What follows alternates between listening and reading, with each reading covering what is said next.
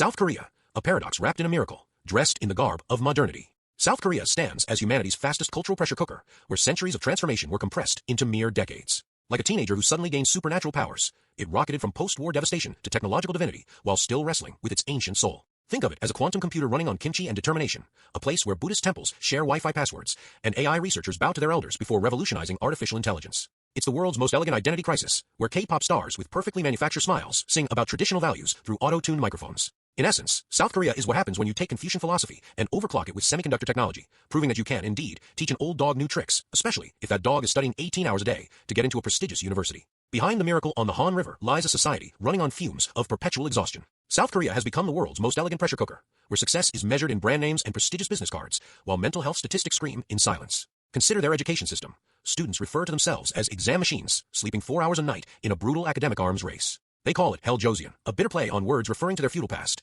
suggesting that despite the Samsung smartphones and gleaming skyscrapers, the rigid social hierarchies remain unchanged. The workforce. They've perfected presenteeism into an art form. Workers sit at desks until midnight not because of workload, but because leaving before the boss is considered career suicide. They've even coined a term, karosa, death by overwork, borrowed from Japanese karoshi, because apparently, some cultural imports are less wholesome than K-pop. The country boasts the world's fastest internet, yet runs on the world's slowest social progress when it comes to gender equality and work-life balance. It's a place where plastic surgery is practically a graduation gift, and your blood type might determine your job prospects more than your qualifications. The result, the world's highest suicide rate among OECD countries, lowest birth rate globally, and a youth culture that's coined the term, give-up generation, who've basically abandoned hopes of marriage, children, or home ownership in one of the world's most prosperous nations. South Korea is less a country and more a cautionary tale about what happens when you try to compress 3 centuries of social and economic development into 3 decades. It's a society that sprinted so fast toward the future that it's given itself cultural whiplash.